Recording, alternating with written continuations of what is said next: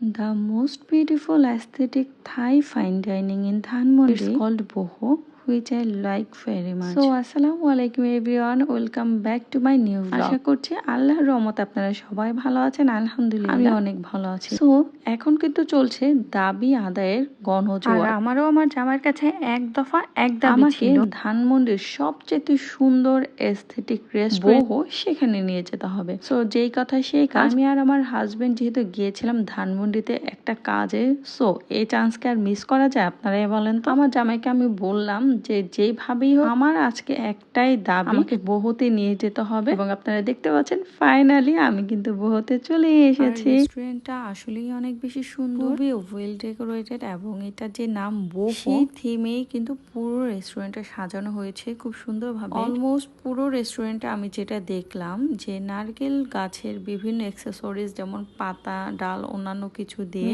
রেস্টুরেন্টটা সাজিয়েছে। আমার কাছে সবচাইতে বেশি ইউনিক লেগেছে এখানে এই যে ওয়ালমেটটা দেখতে পাচ্ছেন, এটা হচ্ছে নারকেল গাছের যে ডাল ভেতরের দিকে থাকে একটা জালি জালির মতো, সেটা দিয়ে এটা আমার কাছে অনেক অনেক বেশি ইউনিক লেগেছে। আর আমি চিন্তা করছিলাম যে এরকম একটা আমি বাসায় বানাবো। তো আমরা হচ্ছে এই ফাঁকে আমাদের অর্ডারটাও দিয়ে এখানে আমরা যেহেতু সন্ধ্যার সময় গিয়েছিলাম, তো আমাদের একটু স্ন্যাক্স টাইপের কিছুই খেতে ইচ্ছা করছিল। কারণ হচ্ছে আমরা 3:30টার দিকে দুপুরে লাঞ্চ করেছি, তো আমাদের পেট অনেক ভরা ছিল। এর মধ্যে আমাদের অর্ডার দেওয়া ডান, একটু বসে ওয়েট করছিলাম খাবারের জন্য। এন্ড খাবার দিতে যে খুব বেশি টাইম লেগেছে তা কিন্তু না, এটার পুরোটার ভিতরে একদম মনে হচ্ছে যে থাইল্যান্ডে চলে এসেছি, থাই স্টাইলে সাজানো ছিল। এর মধ্যে আমাদের খাবারটাও চলে এসেছে। আমরা নিয়েছিলাম Boho স্পেশাল স্ন্যাক্স এর যে থালিটা সেটা, এবং খুবই সুন্দর ভাবে আমাদেরকে সার্ভ করেছিল, খুবই ইউনিক ওয়েতে সার্ভ করেছিল, যেটা আমার কাছে খুবই খুবই ভালো লেগেছে ওদের আইডিয়াটা। আর এখানে ভাইয়াটা আমাদেরকে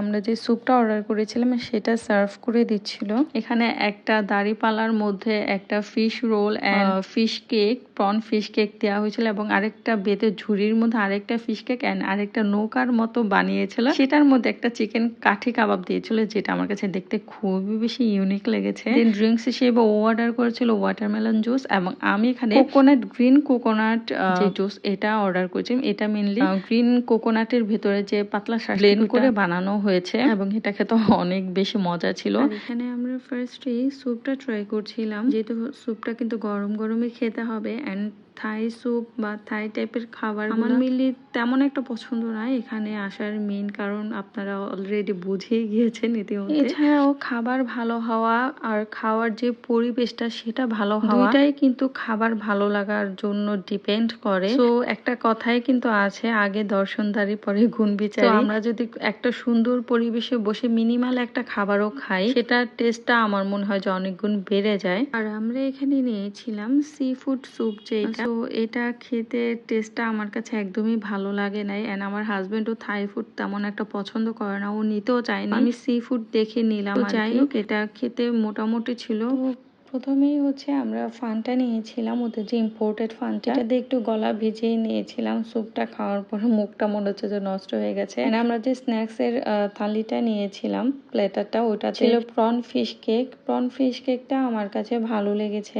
এর আগে থাই এমারল্ডে যে খেয়েছিলাম সেখানকার স্যুপটা খুবই বাজে ছিল, আর প্রন ফিশ কেকটাও অনেক বেশি বাজে ছিল, বাট এখানকার প্রন ফিশটা ভালো লেগেছে। আর এটা আরেকটা ফিশ কেক ছিল, কি ফিশ কেক ছিল এটা জিজ্ঞেস করেছিলাম, বাট সরি আমি ভুলে গিয়েছি মাছের নামটা। তো এটাও ভালো ছিল। মেইনলি এই ফিশ কেক গুলা যখনই খাচ্ছিলাম এমনিতে খালি মুখে সস ছাড়া, এবং এটা একটা ফিশ রোল ছিল, এটা হচ্ছে এমন বলবো যে মানে খুব বেশি ভালো লাগছিল না আর কি খেতে, খালি মুখে। আছে না কিছু খাবার আমরা যদি অন্যান্য কোনো টপিংস ছাড়া খাই সেক্ষেত্রেও কিন্তু খেতে ভালো লাগে, কিন্তু এই খাবারগুলো টপিং ছাড়া, অর্থাৎ এখানে যে আমাদেরকে মেয়োনিজ দিয়েছিল, হানি সস দিয়েছিল, এবং আরেকটা চিলি সস দিয়েছিল, এই সস গুলো ছাড়া কিন্তু এই খাবারগুলো খেতে, যে কাবাব, ফিশ কেক যেটাই বলি না কেন, খেতে কিন্তু ভালো লাগছিল না। আর এখানে স্পেশালি আমি এই সি ফুড যে স্যুপ ওদের থাই ক্লিয়ার স্যুপ, মেইনলি ক্লিয়ার স্যুপের মতোই সি ফুড দেয়া আর কি, থাই একটা ফ্লেভার দেওয়া আছে, এটা আরো বেশি আমার কাছে খারাপ লাগছিল টু বি অনেস্ট। এটা আমার কাছে একদমই ভালো লাগে নাই। যাই হোক কেয়ার করা যেহেতু নিয়েছি, একটু হলেও তো খেতে হয়, তো আমি শুধু বেছে বেছে এটার মধ্যে যে সি ফুড গুলো ছিল সেগুলোই খাচ্ছিলাম আর ওভারঅল আমাদের এই পুরো থালিটার প্রাইস ছিল হচ্ছে 1200 টাকা। খাবারগুলোর প্রাইস কিন্তু মোটামুটি রেঞ্জের মধ্যেই ছিল। যেহেতু আমি অন্য খাবারগুলো ট্রাই করিনি, তাই ওগুলোর ব্যাপারে বলতে পারছি না। এটা হচ্ছে মূলত একটা ফটোজেনিক প্লেস, যেটা আপনারা দেখেই বুঝতে পারছেন। এটার এভরি কর্নারে আপনারা চাইলে রিলস বানাতে পারবেন, সুন্দর সুন্দর কিছু ছবিও তুলতে পারবেন, যেটা আমি আমার হাজবেন্ডের জন্য একদমই পারিনি। সে নিজেও ছবি তুলতে চায় না, আর আমাকেও দিতে চায় না। আপনাদের ফ্রেন্ডস এবং ফ্যামিলির সাথে হ্যাং আউট করার জন্য একটা পারফেক্ট জায়গা হতে পারে, আপনারা চাইলে ভিজিট করতে পারেন। আজকের মতো ভিডিওটি এ পর্যন্তই ছিল। সবাই ভালো থাকবেন। ভিডিওটি ভালো লাগলে লাইক কমেন্ট শেয়ার করতে ভুলবেন না, চ্যানেলটি সাবস্ক্রাইব করবেন। সবাই ভালো থাকবেন, দেখা হবে নেক্সট ভিডিওতে। আল্লাহ হাফেজ।